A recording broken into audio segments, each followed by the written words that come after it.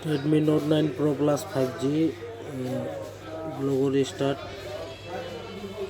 তারপর সফটওয়্যার দেওয়ার পরে যদি লোগো হয়ে যায় বা অটো রিকভারি মোডে আসে বা ইএমএমসি চেঞ্জ করবেন, তাহলে এই ফাইলটা ফ্লাশ করলে 100% চালু হবে, একদম টেস্টেড ফাইল।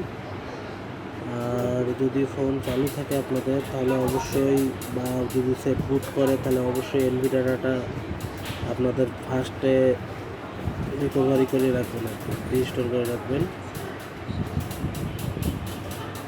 ফ্লাশ কমপ্লিট হয়ে যাওয়ার পর অবশ্যই আবার আপনাদের অরিজিনাল এনভি ডাটাটা ফ্লাশ করবেন, রিস্টোর করে দেবেন, নাহলে আপনাদের অরিজিনাল আইমে আসবে না।